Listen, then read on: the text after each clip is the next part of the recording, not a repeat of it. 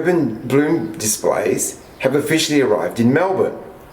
They have taken some of Melbourne's secret laneways and iconic buildings and transformed them with wonderful displays of flowers. So I'm going to take a walk in the city and show you some of these unique arrangements. So come along and let's hit the streets of Melbourne.